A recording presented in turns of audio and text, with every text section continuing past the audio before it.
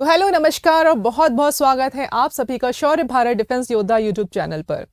तो शौर्य भारत जो है आपको हमेशा नए नए नोटिफिकेशन से अपडेट कराता रहता है और अभी हाल ही में एफकेट का एग्ज़ाम जो है वो होने वाला है 24 फैब को और उसके नोटिफिकेशंस जो हैं जारी हो चुके हैं।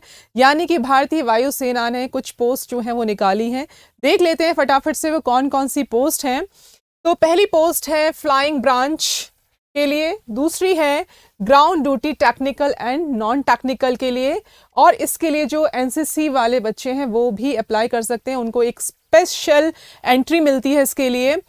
ऑनलाइन एप्लीकेशंस जो हैं वो उसके लिए आप अप्लाई कर सकते हो 1 दिसंबर से लेकर 30 दिसंबर तक, यानी कि 1 दिसंबर से जो है ऑनलाइन फॉर्म के लिए आप जो है जा सकते हैं और अप्लाई कर सकते हैं। और ये ऑनलाइन एप्लीकेशन फॉर्म्स जो हैं वो खुले रहेंगे 30 दिसंबर तक। तो देर ना करें, जल्दी से अपना ऑनलाइन फॉर्म जो है उसको फिल करें। राइट।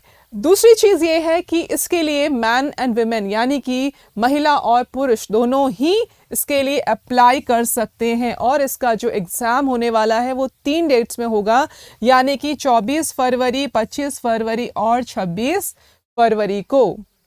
टोटल वैकेंसीज की अगर बात करें तो 256 वैकेंसीज हैं। और अब बात करते हैं एलिजिबिलिटी की।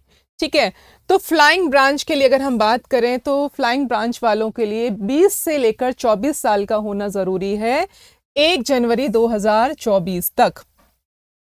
1 जनवरी 2024 तक।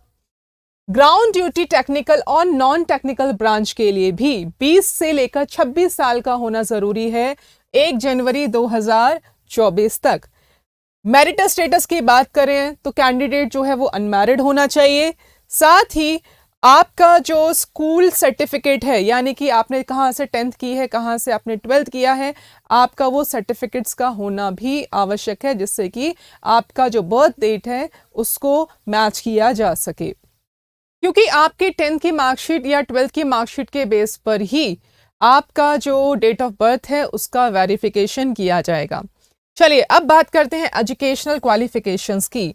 तो फ्लाइंग ब्रांच के लिए आपका मैथ्स और फिजिक्स में 50%, मिनिमम 50% मार्क्स का होना ज़रूरी है 10+2 लेवल पर।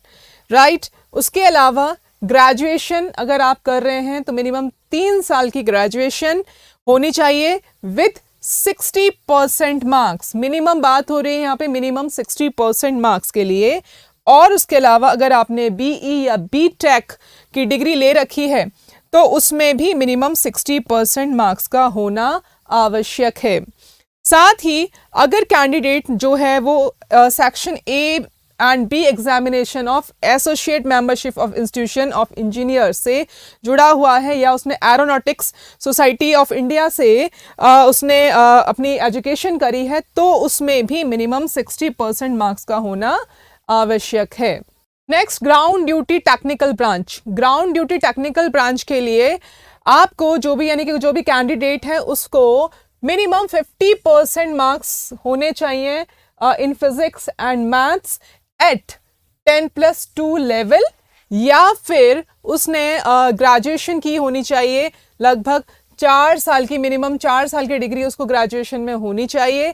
साथ ही section A and B examination of associate membership of institution of engineers से उसने 60%, मिनिमम 60% मार्क्स में जो है उसने उसके द्वारा डिग्री प्राप्त होनी चाहिए। नेक्स्ट है ground duty non technical branch, यानी कि ground duty non technical branch के लिए, यानी कि ये वेपन सिस्टम ब्रांच है, और इसके लिए candidate should have minimum 50% marks in each maths and physics.